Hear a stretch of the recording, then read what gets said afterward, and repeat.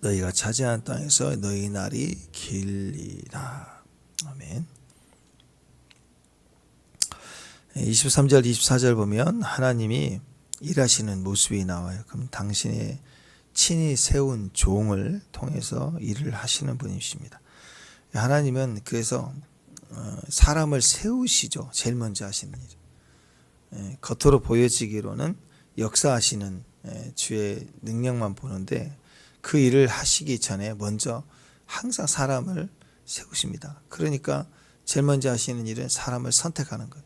사람을 선택하고 주의 종을 보내기도 하고 천사를 보내기도 하고 주님이 나타나시기도 하고 사람을 만나고 그를 세우는 거예요. 세우는 거. 그 다음부터 세상으로는 이렇게 역사하시는 하나님을 보게 되는 것입니다. 그래서 하나님은 항상 사람에게 관심이 많아요. 천지 창조도 결국은 그냥 만들었다. 천지를 만들었다. 그 개념이 아니죠. 왜 만들었느냐? 마지막째 날, 여섯째 날에 사람을 세웠어요. 사람이 거할 또 사람에게 맡길 일을 위해서 세상이 창조됐다는. 그래서 그 다음부터는 세팅이 완료됐으니까 이제 사람이죠. 사람을 부르고 사람을 선택해서 부르고 세우시는 것. 그 과정이 첫 번째다라는 것입니다. 하나님께서 모세와 친히 말씀하셨으나 근데 모세가 죽지 않고 생존했다. 이 사실이 이스라엘 백성들에게는 굉장히 큰 충격이었습니다.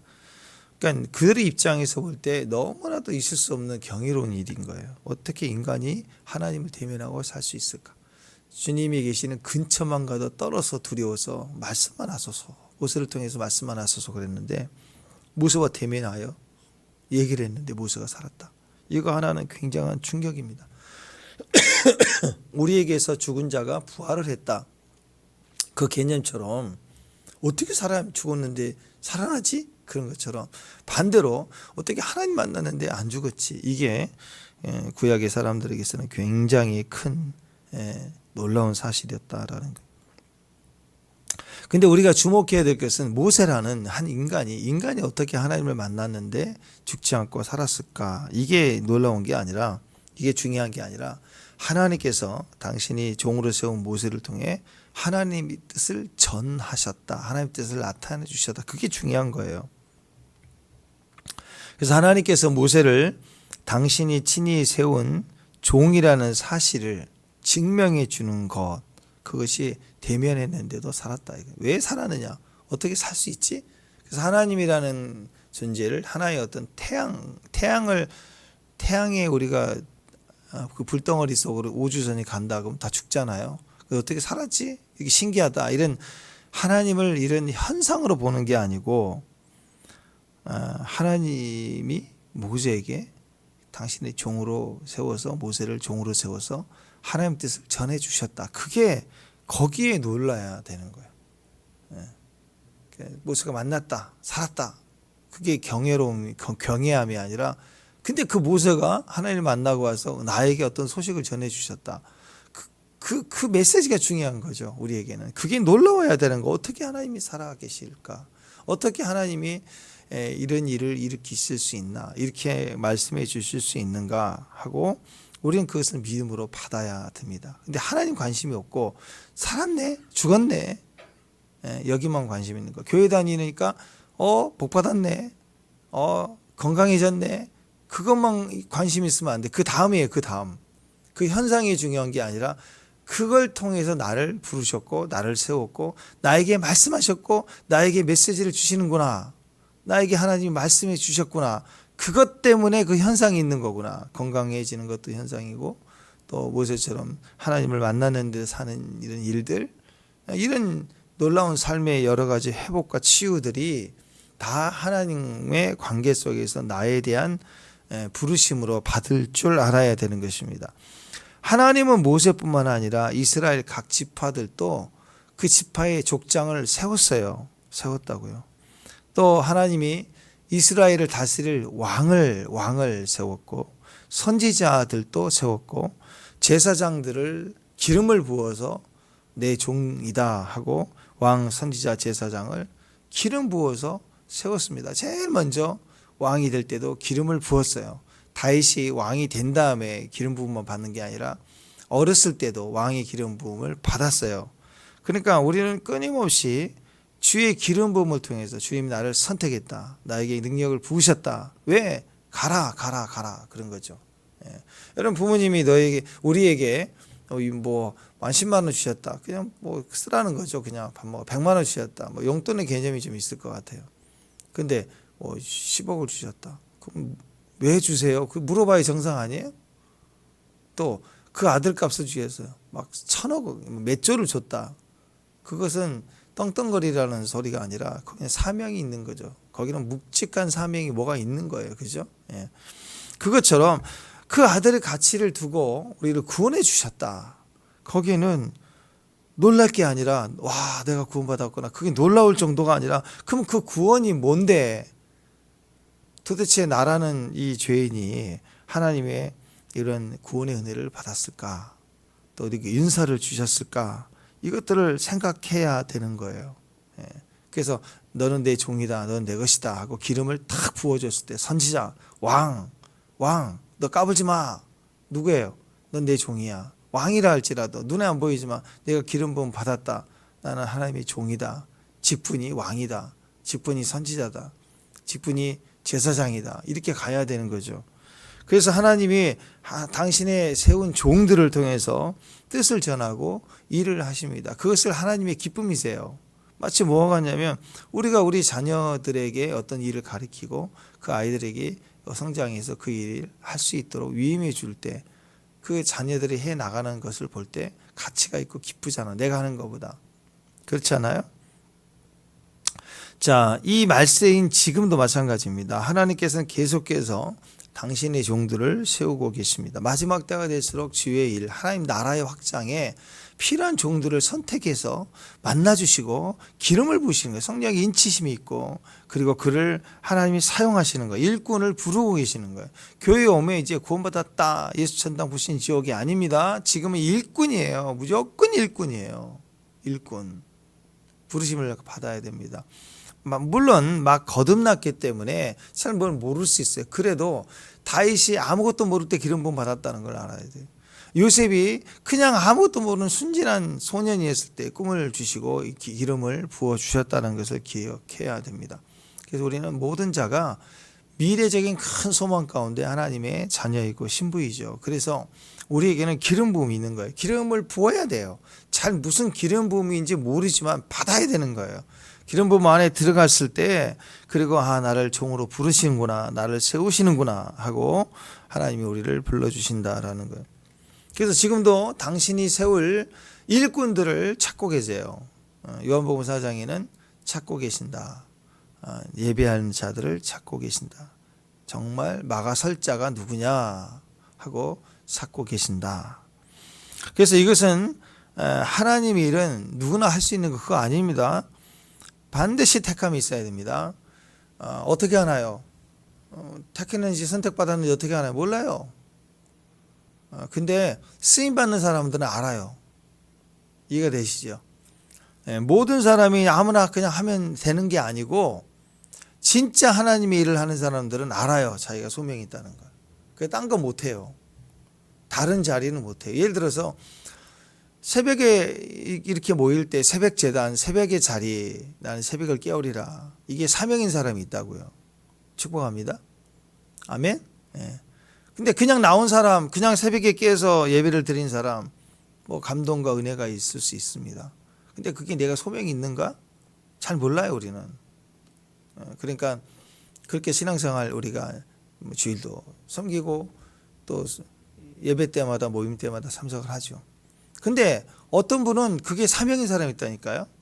어떤 자리에 가도 어떤 상황에 가도 뭐 하다못해 뭐 출장을 가도 그 시간 딱 되면 지키는 거예요. 왜? 사명이니까. 그 왜 그렇게까지 하세요? 사명이니까. 그래서 사명의 자리를 간 사람은 알아요. 이건 내 소명이다. 하나님 이 일을 나를 택했다. 내가 그 시간에 깨어서 내 맡은 일을 한다. 이게 돼 있다고요. 철저하게 돼 있는 분들이 있어요. 그게 사명의 모습인 거예요. 사명을 받으면 알아요. 이건 나를 이 부르심으로 보냈구나. 하나님이 나를 뭐 선교사로 인도로 중국으로 이런 선교사로 나를 보냈다. 보냈는지 안 보냈는지 잘 모르겠다. 사명이 아니니까. 그래서 돕기도 하고 참여하기도 하지만 그냥 선교하는 거예요. 근데 선교하는데 그 선교사로 파송받은 분들은 사명이라고요. 그래서 알아요. 그 일에 쓰임을 받는 사람들은 이게 사명이구나라는 것을 아는 거예요. 나를 불렀다. 그래서 먼저는 사명이 되는 그 자리에 설 때까지 반드시 하나님은 그 사람을 불러서 기름 부으시고 하나님 그를 세우신다. 구약에서도 신약에서도 하나님은 한 번도 자기 일꾼들을 공개적으로 모집하여서 세운 적이 없습니다. 공모에 지원할 자를 모집합니다 하고 하나님이 그렇게 하지 않으세요. 지금도 마찬가지입니다. 그분은 친히 당신의 일꾼들을 개인적으로 불러 세웁니다. 그리고 개인은 알아요. 마리아에게도 직접 나타나 주셨어요. 이와 같이 우리를 부르시는 거예요. 요한복음 15장 16절에 보면 너희가 나를 택한 것이 아니요 내가 너희를 택하여 세웠나니 이는 너희로 가서 열매를 맺게 하고 너희 열매가 항상 있게 하여 내 이름으로 아버지께 무엇을 구하든지 다 받게 하려 함이라. 너희가 나를 택한 게 아니고 내가 너희를 택하여 세웠다. 이렇게 얘기를 하고 있어요. 모세도 다윗도 이사야도 사무엘도 또 베드로, 요한, 바울, 사도 바울 다 마찬가지. 우리도 하나님의 부르심을 쫓아서 거룩한 일꾼이 되어야 됩니다. 사명은 하나님이 우리를 택하여 부르신 거예요. 그래서 그 일을 해내고 그 일을 역할을 해냈다는 것보다 더 중요한 건 어떻게 나를 아시고 나를 찾아오셔서 내게 이것을 맡겨 주시고 또 성경에는 부탁한다 그랬잖아. 우리가 부탁하지 이 일에 나 같은 죄인을 불러 주셨을까? 이게 어메이징한 거예요. 이게 놀라운 거예요.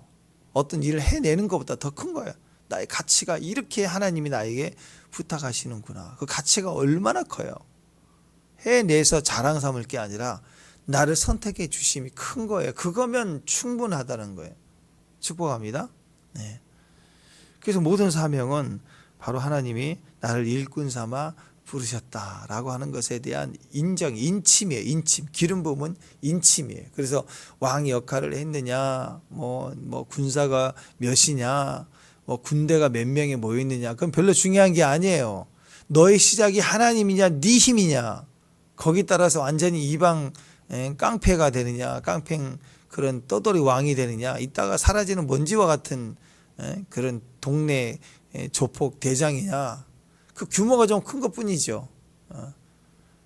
그 뭐 점점 규모 크면 소탕될 거 아니에요. 범죄의 전쟁에서 어느 나라든 단체가 크면 정부의 힘이 와서 그 정부의 대적이 될 수 있기 때문에 치는 거 아니겠어요? 그래서 열방이 다 그렇게 까불다가 망했다라는 거예요. 중요한 건 하나님 나를 부르셨다예요. 부르셨다. 그래서 왕의 기름을 부으면 왕인 거예요. 아직 훈련 중이지만 왕인 거예요. 왕 같은 제사장이다. 하나님 우리 불러 세웠잖아요. 아멘. 예. 그래서 그 일에 충성할 수 있어야 됩니다. 예. 그게 감사하기 때문에. 25절, 26절, 27절 보면 하나님 말씀 앞에 하나님을 경외하는 마음을 가져라. 나를 불러 세운다는 그 사건 자체가 너무 큰 거예요. 너무 어떻게 하나님 나에게 찾아오셨을까? 나에게 일을 부탁하실 수 있을까? 이것이 내게 너무 크다. 이게 하나님을 경외하는 마음이. 그러니까 모세도 두렵고 온 이스라엘 백성들도 두려워서 하나님 만난다는 것, 대면한다는 것은 너무너무 두려운 일입니다. 하나님 경외함이라는 것은 너무너무 두려워요. 근데 생각해 보세요. 그 하나님을 사람이 만났다는 사건이 놀라운 게 아니라 그 사건의 이유가 왜 모세에게 나타나셨고 말씀하셨나, 모세가 왜 대면하셨나 봤더니 나에 대한 메시지, 이스라엘에 대한 메시지를 주신 거예요. 그럼 하나님은 어떻게 나에게 이 메시지를 주실 수 있을까라는 사건이 더 놀라워야 되는 거예요. 이게 경외함이에요. 이게 전달돼야 돼요. 구경에서 덜덜 떤 게 아니라 나를 지목하는 거, 그게 놀라운 거예요. 나를 향하여 지목해 주셨다. 이게 놀라운 거예요. 그래서 하나님 음성을 들었을 때 이스라엘 백성들은 심히 두려워합니다. 심히 두려워합니다. 축복합니다. 그래서 주님이 안 보인다, 주님이 메시아가 왔다, 누구냐 구경하자 막 이럴 때 그게 어떻게 그 놀라운 이 광경이 내가 참여할 수 있을까 하고 놀라워서 막 뽕나무라도 이렇게 올라가서 보려고 막 이렇게 있는데 예수님이 내려와라, 나를 지목해서 오늘 내가 너희 집에 유하리라 이렇게 하면 더 놀라운 거 아니에요, 그죠? 예수님의 사역 현장을 참여하는 것보다 더 놀라운 건 거기서 떡 하나 주면 또 오병이어 떡 먹고 배부르고 나 그때 오병이어 먹었던 사람이야, 이것도 놀라울 거 아니에요, 그죠? 그게 자랑이잖아요. 근데 그게 아니라 나를 지목하여 나를 불러주시고 또 나와 함께 거하겠다고 너희 집에 가리라, 내 마음에 오시다. 이게 정말 놀라운 거고 이게 경외함인 거예요. 하나님을 만났다, 하나님이 내 안에 계시다, 이게 경외함이 되어야 합니다.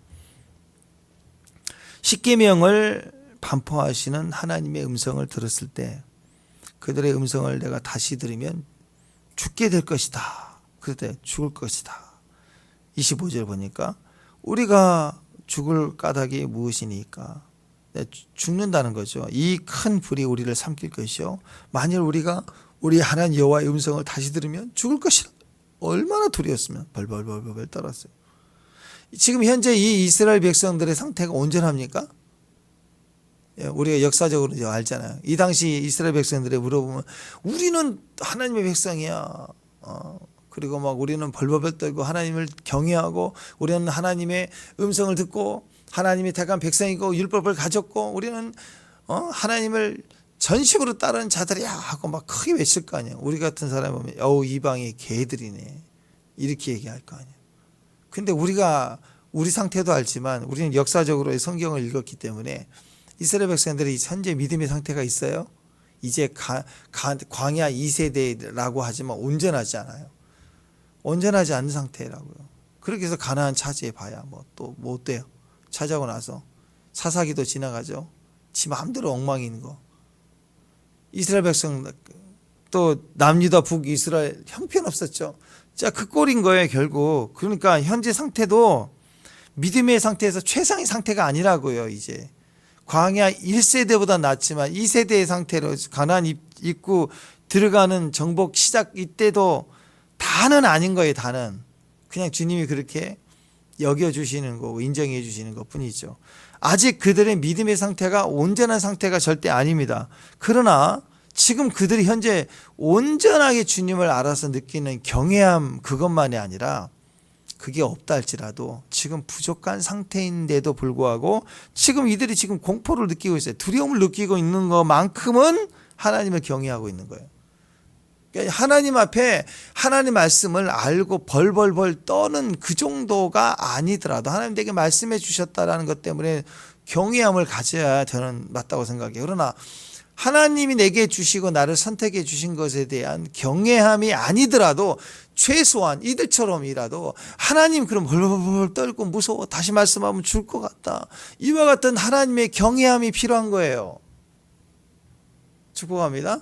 우리 삶에 역사하시는 주님으로 두려워할 줄 알아야 되는 것입니다. 이들이 가졌던 그 두려움은 하나님을 향한 경외함입니다. 부족하지만 그냥 무섭고 두려운 거예요. 그거라도 없으면 방종하면 안 돼요. 하나님 앞에 까불면 안 돼요. 조금 그 자기 소유 힘 가지고 흔들어대는 그런 바보가 되면 안 돼요. 하나님을 두려워할 줄 알아요. 최소한 두려워할 줄 알아야 딴짓 안 해요. 딴짓. 그래야 살아요. 겨우 구원이라도 봐요. 겨우 구원이라도. 지금 오늘날 우리도 성경을 대하거나 설교 말씀을 들을 때에도 마찬가지예요. 거룩한 두려움이 있어야 돼요. 하나님을 경외하는 마음이어야 됩니다. 말씀을 대할 때 직접 내 앞에서 하시는 말씀. 이스라엘 백성들에게는 이 말씀을 어떻게 내게 주셨을까?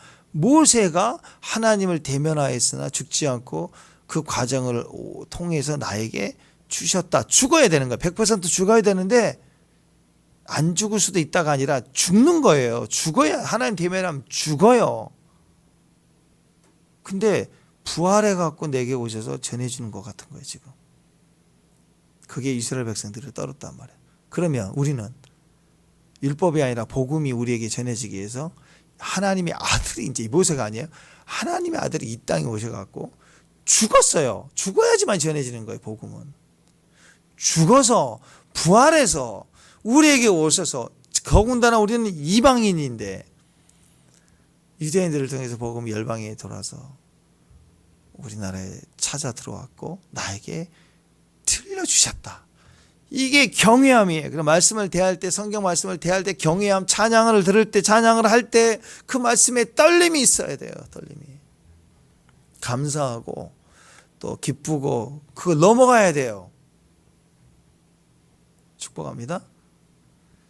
성막에 예배를 드릴, 또 성막에 나올 때 성막과 함께하는 백성들, 그건 짐승들도 12지파의 그 지파가 진을 치고 있는 그 장막 터에 자기 키우는 소들도 있었을 거 아니에요. 그들도 이스라엘 성막 주변에 있는 존재예요. 다 알아요. 불 보면 두렵죠. 따뜻할 줄 알고 다 혜택 받아요. 동물들도. 내가 키우는 동물들도 우리 집에서 우리가 보일러 켜주면 따뜻하게 지내잖아요. 그죠? 근데 성소 안에 들어가야 되는데 이방 사람들은 못 들어간다. 우리는 들어가요. 성소 뜰에까지, 짐승까지 가서 거기서 짐승 잡고 다 하지만 거기 성막 뜰만 밟고 오면 안 돼요. 거기 안에 성소로 들어가서 메노라 봐야 되고 떡을 먹어야 되고 또 분향단에 또 향을 피우는 자리까지 가야죠. 근데 거기까지 들어갈 때 그냥 기쁘고, 그쵸, 메노라가 찬양이니까 찬양의 맛을 알고 임재의 떡도 먹고, 그리고 태워서 향기로 올라가는 분향이 되어주고, 이런 기도가 살아있고, 이렇게 예배 교회에 와서 그냥 뜰만 받고 가는 것처럼 구경만 딱 하고 끝나면 가고, 그게 아니라 말씀을 먹고 뜯어먹고 씹어먹고 느끼고 기쁘고 해야 되는 거예요. 아멘. 근데 휘장이 이제 찢어졌으니까 지성소를 들어가야죠. 지성소를 들어가는 마음은 딱 하나예요. 기쁜 게 아니에요. 죽고 사는 문제예요. 두려움이 있어야 되는 거예요. 신앙 안에 두려움이 있어야 됩니다. 신앙 안에 경외함이 있어야 돼요. 두렵고 떨림. 왜? 이 일은 하나님이 내게 맡겨주신 사명인 거예요. 그래서 하나님과 1:1 관계에서 두려워할 줄 알아야 돼요. 신앙생활 할 때 하나님을 경외하는 마음을 가진 사람들이 진짜인 거예요. 그 안에 기쁨도 있고요. 또 여러 가지 섬김도, 자랑도, 은사도 얼마나 좋은 일이 많아요. 감사도 있고 또 회개도 있고 또 다 있죠. 그러나 진짜 중요한 것은 두려움인 거예요. 두려움. 이 경외함이 있어야 됩니다. 그래서 우리 몸에 암이 생기면 암이 나를 두렵게 해. 그죠? 암이 생기면 두렵잖아요. 어떤 사람은 암이 생겼는데 두렵지 않아요. 왜? 진짜 두려운 게 있으니까. 아니, 암 걸리면 예를 들어서 암에 걸렸다. 무서운 병이잖아요. 그러면 독감 걸린 거 두려워해요? 요즘 독감 걸릴까 봐 벌벌 떠는데 독감 뭐가 중요해요? 다른 더 큰 병이 있는데. 안 그래요? 근데 더 큰 병보다 더 두려운 게 누구예요? 하나님을 경외하는 마음, 하나님을 두려워하는 게 있으면 나머지는 아무것도 아닌 거예요. 그래서 하나님을 경외하는 사람들은 질병이 오나 뭐 대적이 오나 전쟁이 나나 별로 안 들어와요. 내 안에 계시니까 더 나를 두렵게 경외. 진짜니까 무서운 거예요. 여러분, 진짜는요 우리를 두렵게 합니다. 인간은 그래요. 우리 피조물이니까. 자, 예를 들어서 아까도 얘기했지만 돈 1,000만 원 좋죠? 좋지 않나요? 그죠? 1억 좋죠? 이게 100억으로 넘어가 보세요. 두렵습니다. 100억 손에 들고 현찰 들고 들 수도 없지만 하여튼 수표라도 해가지고 들고 간다고 생각해 보세요. 어떤 것이든 크면 두려운 거예요. 그래서 우리가 여행지 가가지고도 그 큰 절벽에 내려서 그 광활한 광경을 딱 보는 순간 두려워요. 우리는 이렇게 넓구나. 아무것도 아니구나. 이렇게 보는 거예요. 인간은 무엇이든지 경험의 크기가 커질수록 소유가 장이 커지면 두려운 거예요. 두려울 줄 알아야 돼요. 그래서 내 안에 계시니까 너무너무 두렵잖아요. 아멘? 아멘? 오늘 하나님을 대면한 지성소의 사람들처럼 우리가 두렵고 떨림 가운데서, 우리의 영이 두렵고 떨림 가운데서 하나님을 만날 수 있었으면 좋겠습니다. 우리가 하나님을 너무 두려워하잖아. 주님 때문에 두려우면 감기, 암, 이거 아무것도 아니에요. 그냥 아무것도 아닐 정도가 아니라 내가 떨면 지들도 떨어요. 왜? 내가 죽으면 다 죽을 거 아니야. 암도 죽을 거 아니에요. 그러니까 내가 하나님을 두려워하면요, 문제가 지가 떨고 나간다니까요. 지진이 나면 건물이 막 다 부셔지고 개 떨어져 나가요. 다 흔들어대면 다 떨어져 나가요. 하나님을 만나서 내가 경외하는 마음을 가진 자에게는 어떤 문제든 대적이든 다 덜덜덜 떨어서 다 무너지게 돼 있어요. 모세가 하나님을 만나니까 모세는 경외함이 없었겠어요? 두려움이 없었겠어요? 있었죠. 누구보다도 그 앞에 직면하는 모세의 마음은 두렵다고, 동시에 제 영광을 보여주세요 하죠. 그죠? 기쁨이 더 있으면서 동시에 두려움이 있는 거예요. 용돈으로 10억을 받으면 두려움이 있는 동시에 기쁨도 있을 거 아니에요. 그죠? 동시에 다 같이 있는 거예요. 전기 220이 아니라 5만 볼트 쓰세요. 전선 주면 이거 함부로 잡아요? 시설을 해야 되겠죠.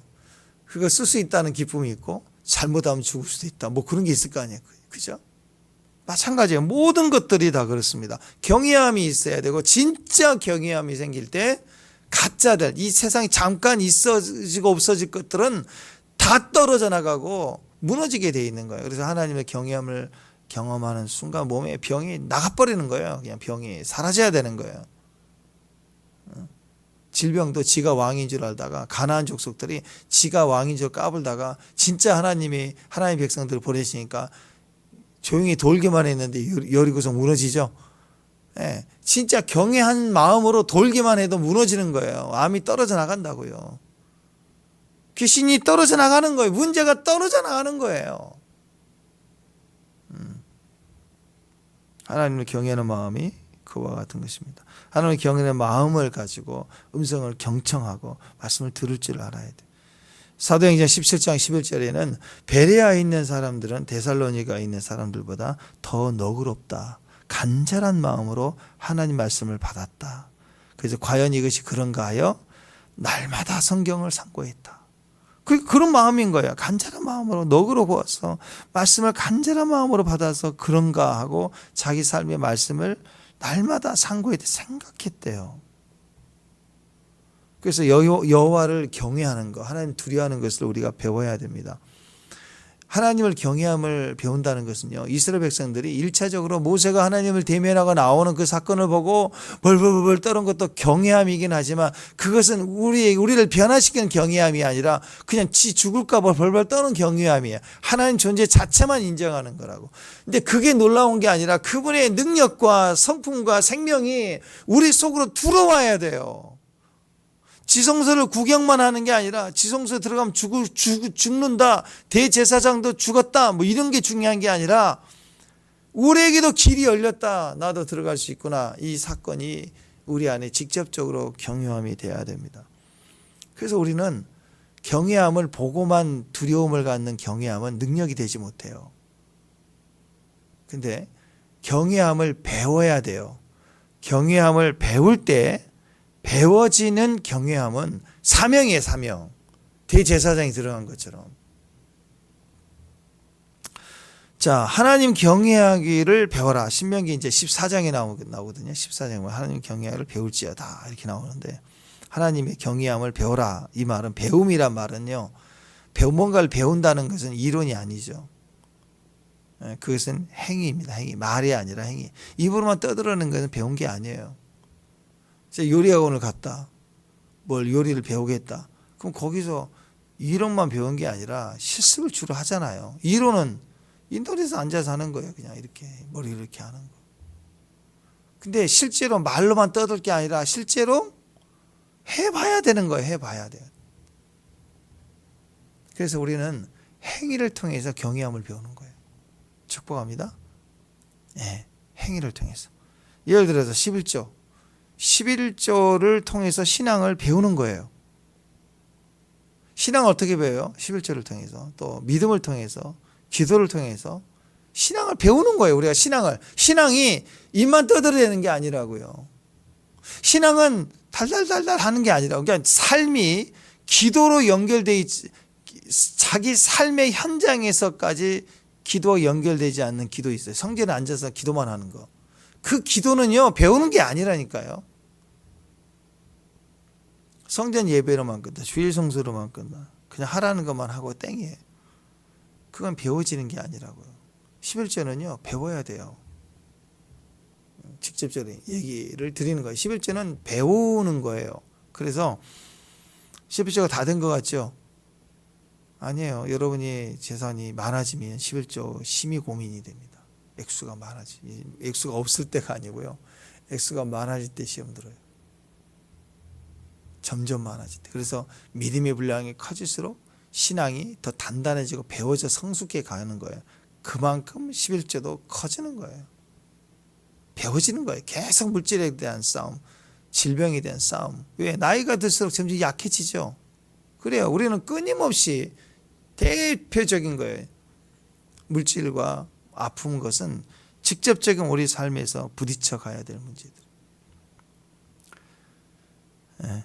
그래서 여러분 뭔가 우리가 교회가 부흥한다, 배워가는 거예요. 그 다음에 선교간다, 배워가는 거예요. 또 교회 안에 이렇게 성장하기 위해서 교육이 필요하지. 많은 가르침들이 필요해. 이것도 이론만 떠들어대는 게 아니라 직접 배워야 되는 거예요. 현장에 행해야 되는 거예요. 섬기면서 성숙해 가는 거예요. 선교도 가고 또 가면서 성숙해져 가는 거예요.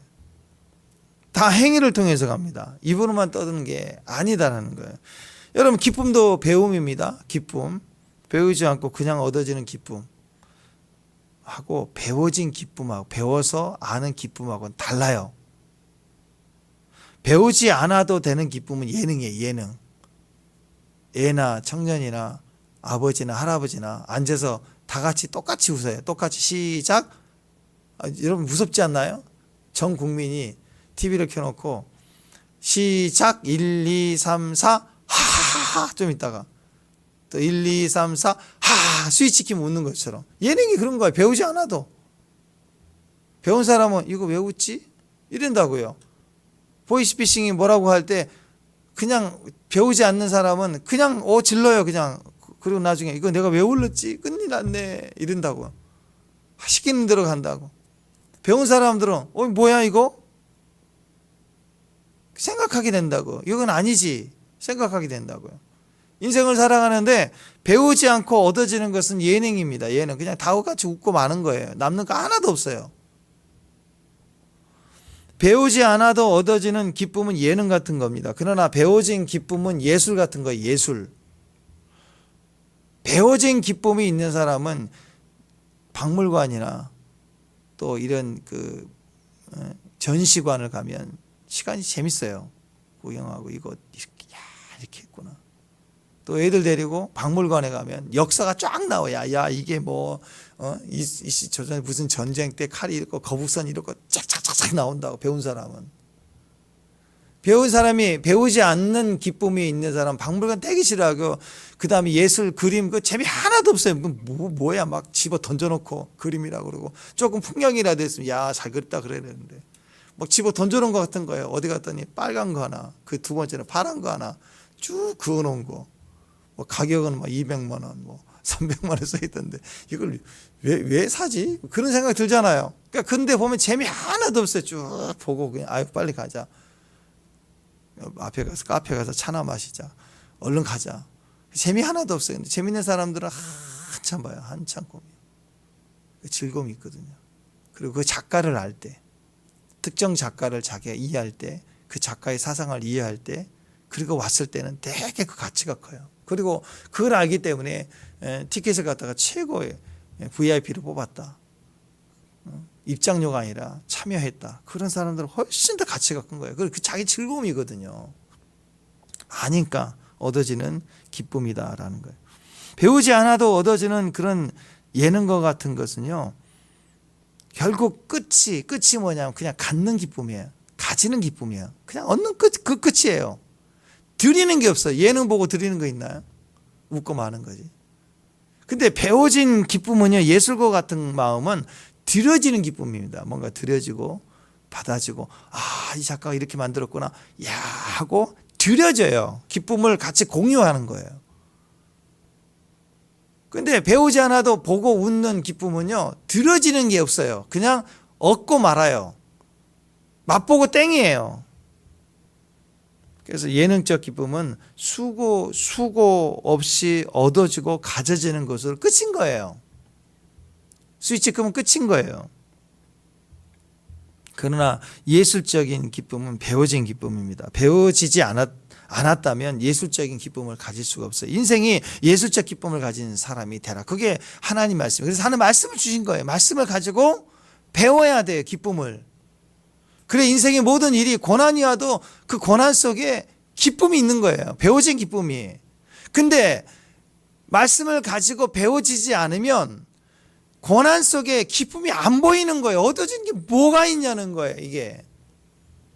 그게 난리가 나는 거죠. 여러분 기쁨도 배워야 됩니다. 배워진 기쁨은 그냥 얻는 기쁨이 아니라 드려지는 기쁨입니다. 그래서 진짜 기쁨은 드려지는 기쁨이에요. 막 드려지는 기쁨. 인생에 살면서 처음에는 예능적 기쁨이죠. 엄마가 주는 것만 기뻐. 맛있는 거 해줬다. 그 다음에 요구해. 좀 맛있는 거 해줘. 근데 나중에는 맛있는 걸 드리는 기쁨이에요. 자식으로서 그걸 드려지는 게 그게 큰 기쁨이라. 행동하지 않아도 그냥 얻어지는 기쁨은 그냥 와서 그냥 웃는 거예요. 그냥 아무 의미 없는 거. 행동하고 보여주고 드러내고 하는 행위를 통해서 이루어지는 교육. 그 말씀을 내가 행동하고 듣고 보여주고 전하고 하나님께 올려드리고 이런 예술적 기쁨처럼 내 안에 배워진 기쁨이에요. 그래서 신앙도 배워야 됩니다. 기도도 배워야 됩니다. 믿음도 배워가야 돼요. 예배도 배워가야 되는 거예요.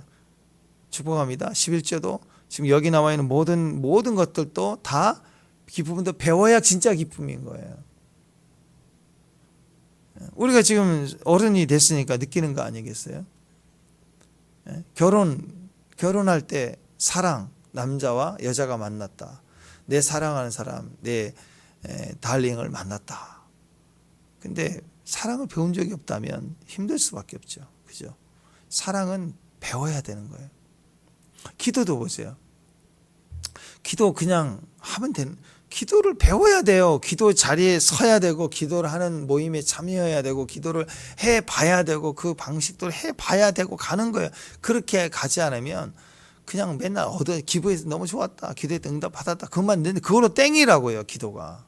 기도를 참여하고 배우고 해가는 과정에서 성숙해져 가고 배워져 가야 되는 거예요. 그때 기도의 기쁨이 큰 거예요.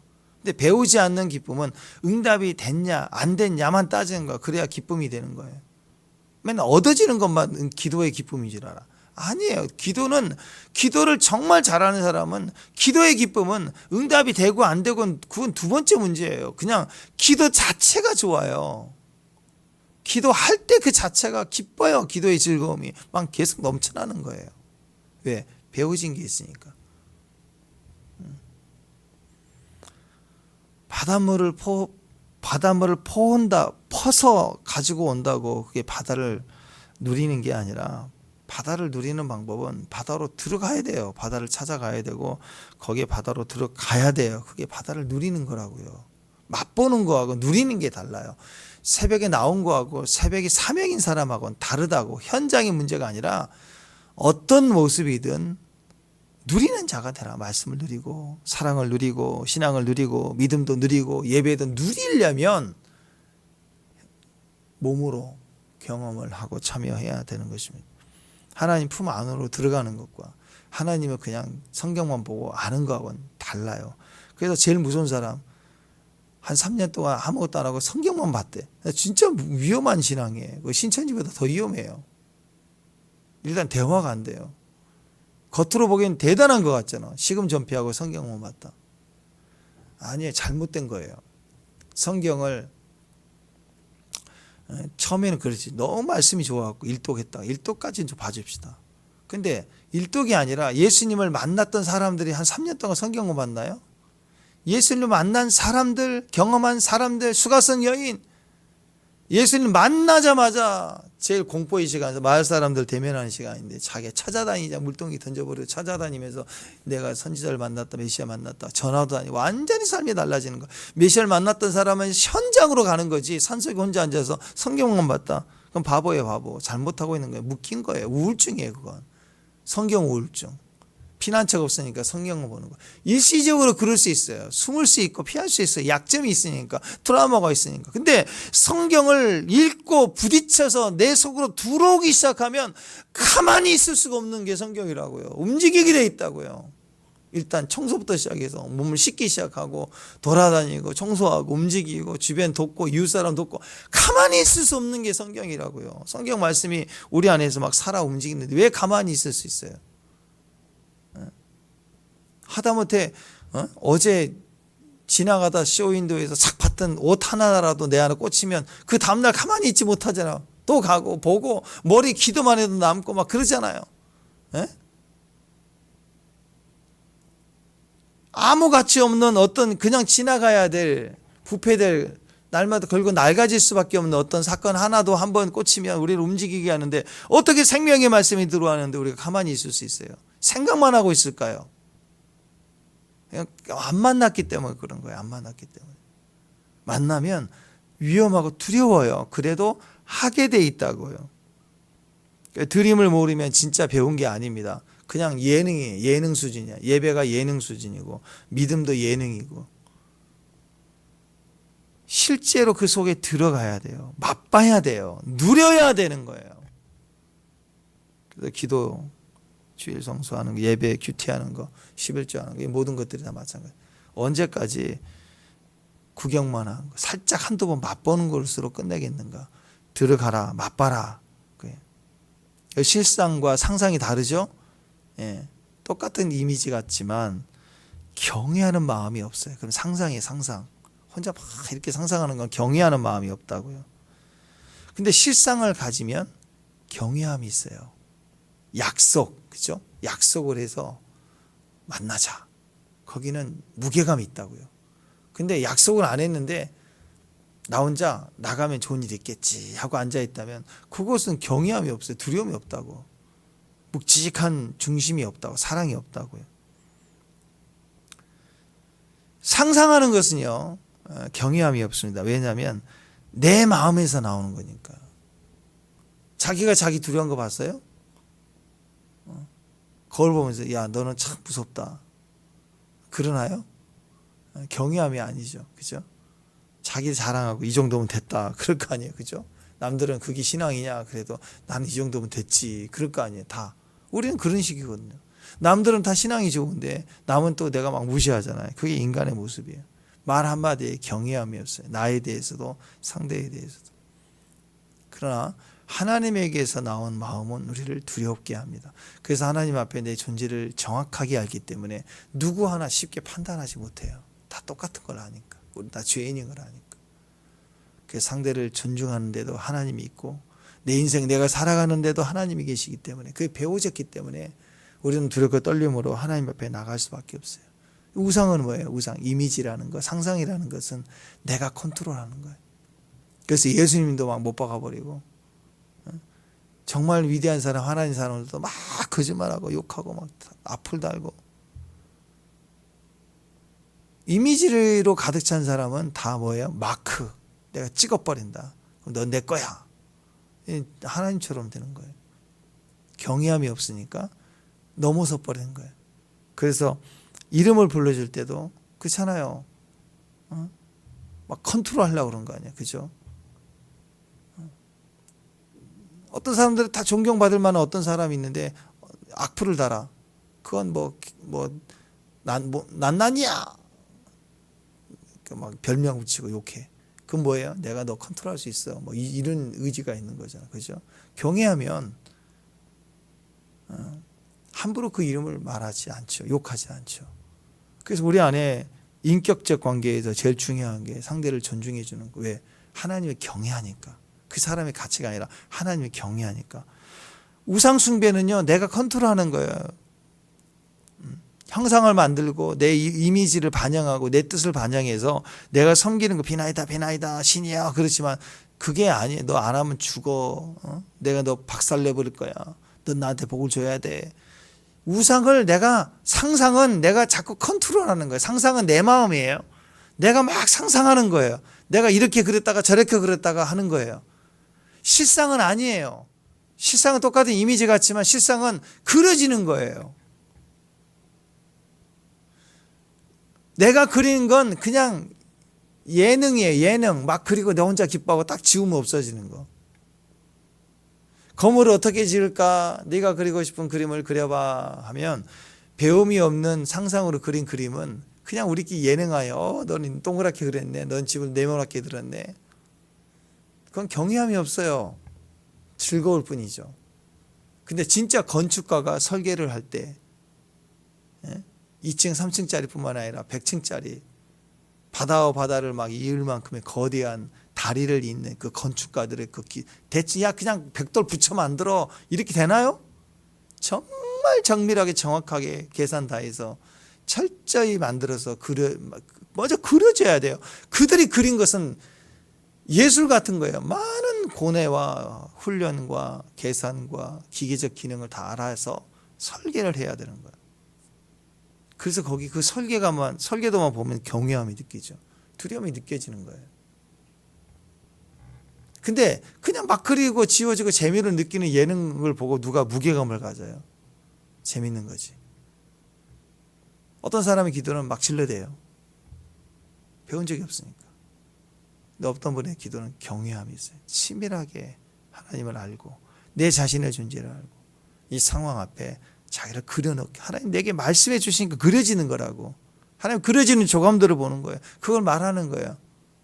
조감도를 보고 나서 우리는 사장이든 건축자든 그걸 보면은 이제 설명할 수 있어.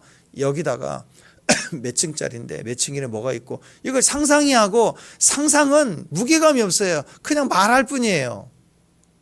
조감도를 보고 말하는 건 그대로 된다는 거예요. 성경을 보고 말을 하는 것은 그대로 된다는 거예요. 하나님의 조감도를 봤으니 얼마나 분명하게 말할 수 있겠어요. 올해 저와 여러분 가진 말씀은 하나님이 우리에게 주신 말씀. 그래서 내가 컨트롤하고 내가 마음대로 이렇게 막 지웠다가 그렇게 할 수 있는 게 아니에요. 내가 그리는 게 아니고 그려진 걸 내 안에서 말씀을 읽을 때 내 안에 떠오르는 내 안에 그려지는 그림 그것 가지고 이기는 거라고. 그게 믿음이고 실상입니다. 믿음은 계속 배워가야 돼. 계속 자라가야 돼. 믿음은 계속 자라가야 돼. 적은 믿음 이렇게 믿음이 없느냐 그랬잖아. 믿음이 있고 없고가 있네. 이렇게 믿음이 없느냐. 그리고 어떤 사람은 믿음이 적어. 어떤 사람은 믿음은 큰 믿음을 가졌다. 그렇죠? 믿음이 작은 게 있고 없을 수도 있고 믿음이 있기도 하지만 작기도 하고 크기도 하대요. 또 믿음은 살아있다 그래요. 어떤 사람은 죽었대요. 믿음이 있는데 죽은 믿음이 있고 어떤 사람은 살아있대. 싱싱하게 역사하는 믿음이 있대요. 믿음은 산음하고 옮기기도 한대요. 무슨 의미인가? 믿음은 살아가야 돼요. 배워가야 됩니다. 그냥 기도 세게 하면 딱 얻어지는 그게 아니에요. 어떻게 배워지냐? 믿음은 안 보이는 현상에 보이지 않는 있다 없다 사실로 늘 접근해 살지 말고 말씀은 약속을 믿는 삶을 날마다 문제 속에 환경 속에 부딪혀 갈 때 내 믿음이 강해지고 커지는 거예요. 그 믿음의 종들 되시길 바랍니다. 내가 컨트롤하려고 하는 거야. 상상입니다. 그러나 예술은 배워진 것은 순종입니다. 경외함으로. 오늘 이스라엘 백성들이 이 훈련된 이 믿음을 가지고 가나안을 정복해 들어가는 그 세대가 바로 그것이 필요했기 때문에 또 하나님 오늘 이렇게 우리에게 경외함을 가지라라고 말하는 오늘 하나님의 경외하는 마음을 가지고 삶을 경외함을 배워나가는 기도도 환경도 다 배워나가는 승리의 종들 되시길 바랍니다. 기도하겠습니다. 하나님 감사합니다. 주를 경외하는 마음을 주옵소서. 우리 존재가 주를 기뻐하고 즐거워하고 동시에 두려워하는 마음으로 항상 주의 맡기신 일에 사명 감당하는 귀한 종들 되게 하옵소서. 예수님 이름으로 기도합니다.